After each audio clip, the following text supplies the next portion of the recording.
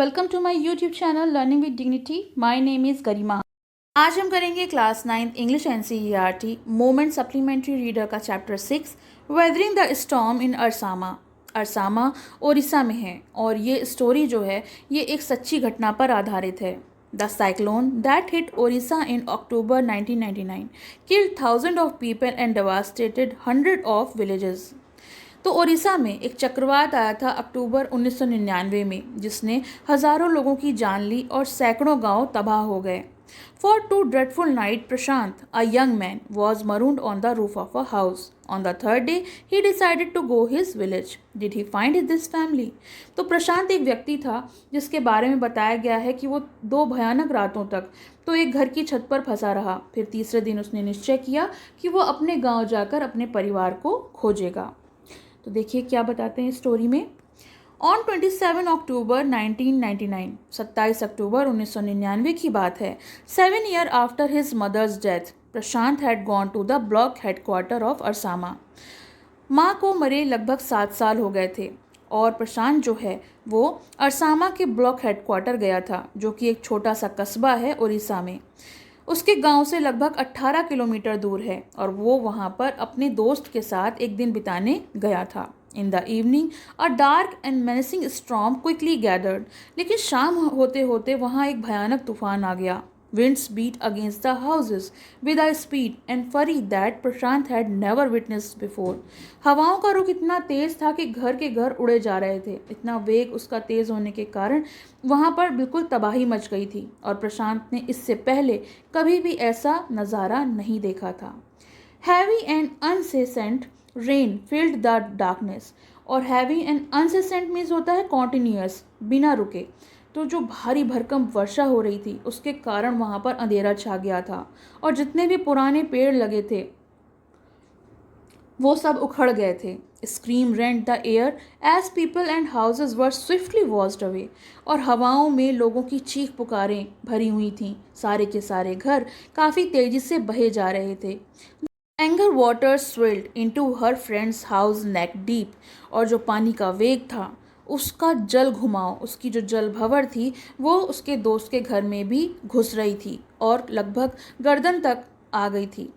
The building was of brick and mortar. लेकिन जो घर बना हुआ था वो ईंटें और गारे का बना था, इस कारण वो काफ़ी मजबूत था और वो इस भयानक तबाही में भी अपने आप को सरवाइव कर पाया, मतलब टिका रहा। जबकि हवा का वेग लगभग 350 किलोमीटर पर आवर था। But the cold terror of the family grew with the crushing of trees. लेकिन उसके परिवार में एक भयानक डर बैठ गया था, क्योंकि रात के समय की बात है। कुछ पेड़ उखड़कर उसके घर पर गिरे और उसकी घर की छत और दीवार जो थी वो डैमेज हो गई। The crazed destruction wrought by the cyclone and the surge of the ocean continue for the next 36 hours. और ये जो भयानक तूफान था, तबाही थी साइक्लोन की, वो लगभग 36 घंटे तक चलती रही। और जो सर्ज ऑफ द ओशन का मीन्स होता है कि जो समुद्र में आवेश था वो इतना वेग जिसका बढ़ता जा रहा था कि तबाही चारों तरफ बहुत बुरी तरह हो रही थी। Although wind speed has reduce somewhat by the next morning. जबकि अगली सुबह तक जो वायु का वेग है वो थोड़ा कम हो गया था। To escape the waters rising in the house. और पानी के स्तर बढ़ने के कारण उससे बचने के लिए Prashant and his family's taken refuge on the roof. और प्रशांत और उसके दोस्त का जो परिवार था उसने उसके घर की छत पर शरण ली। Prashant will never forget the shock he experienced at his first glimpse of the devastation wrought by the super cyclone. और प्रशांत जो है इस तरह का जो अनुभव उसे पहली बार हुआ था वो ज़िंदगी में कभी नहीं भूलेगा। वो शॉक्ड हो गया था और ये जो तबाही मची थी सुपर साइक्लोन द्वारा उसने कभी भी नहीं देखी थी। In the grey light of the early morning. अगली सुबह हल्की हल्की धुंधली सी रोशनी थी, अरेंजिंग डेडली। और जो नज़ारा था वो इतना भयानक था, इतना दर्दनाक था। Brown sheet of water covered everything as far as the eye could see. जहाँ तक दूर तक नज़र जाती थी वहाँ तक पानी जो था वो एक हल्की सी ब्राउन कलर के शीट से कवर हो गया था। Only fractured cement house still stood in the few places. केवल कुछ जगहों पर टूटे फूटे सीमेंट के मकान ही खड़े हुए दिख रहे थे। Bloated animal carcasses and human corpses floated in every direction. और जो पानी में मरे हुए जानवरों का कंकाल और मानवों की लाशें इतनी बुरी तरह तैर रही थी। हर जगह बस देखो तो यही सब दिखाई पा रहा था। All round even huge old trees had fallen. हर जगह बड़े बड़े पुराने पेड़ टूटकर गिरे पड़े थे। 2 coconut trees had fallen on the roof of their house. और उनके घर की छत पर भी 2 नारियल के पेड़ गिरे थे। This was the blessing in disguise. और इस विपदा में ये उनके लिए वरदान से कम नहीं था। Because the tender coconut from the trees kept the trapped family from the starving in the several days that followed. क्योंकि इतने समय तक उनको गुजारा करना था और उनके उस पेड़ों पर जो कोकोनट लगे थे वो उन्हें उसमें काफ़ी सहायता देते। For the next 2 days Prashant sat huddled with his friends family in the open of the roof top. और अगले 2 दिन तक प्रशांत अपने दोस्त की फैमिली के साथ वहीं उस रूफ टॉप यानी छत पर, खुली छत पर फंसा रहा। They froze in the cold and insistent rain. और वो लोग फंसे थे इस ठंड में, बिल्कुल जमे जा रहे थे, निरंतर बारिश हो रही थी। The rain water washed away Prashant tear. Prashant रो रहा था, लेकिन बारिश के पानी में उसके आंसू भी धुले जा रहे थे। पता ही नहीं लग रहा था कि उसके आंसू कहाँ गए। The only thought that flashed thought his mind was whether his family had survived the fury of the super cyclone। और उसके दिमाग में केवल एक ही विचार चल रहा था कि क्या उसका परिवार इस भयानक विपदा में, इस तहस नहस तबाही में जिंदा हो भी पाएगा, बचा होगा। Was he to be bereaved once again? क्या वापस वो अपने बिछड़े हुए लोगों से मिल पाएगा। 2 days later, which seemed to Prashant like 2 years, क्योंकि 2 दिन उसको ऐसे लग रहे थे मानो कि 2 साल बीत गए हों। The rain ceased। अब जो बारिश थी वो रुक गई थी। The rain water slowly began to recede. और वो पानी का स्तर भी धीरे धीरे कम होना शुरू हो गया था। Prashant was determined to seek out his family without further delay. Prashant ने निश्चय कर लिया कि अब वो बिना देर करे अपने परिवार की खोज करेगा। But the situation was still dangerous and his friends family pleaded with Prashant to stay back a little while longer. लेकिन स्थिति में अभी कोई सुधार नहीं आया था। वो अभी भी खतरे से बाहर नहीं थी। इस कारण उसके दोस्त के परिवार ने प्रशांत से कहा कि उसे अभी कुछ समय के लिए यहीं रुकना चाहिए। But Prashant knew he had to go. लेकिन प्रशांत अब जानता था कि उसे अब यहाँ से जाना होगा। ही equipped himself with a long sturdy stick and then started on his 18-kilometer expedition back to his village through the shallow flood water।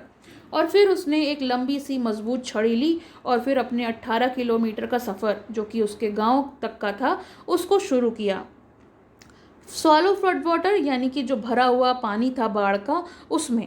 It was a journey he would never forget. और ये एक ऐसी यात्रा थी जिसे वो कभी नहीं भूलेगा। He constantly had to use his stick to locate the road.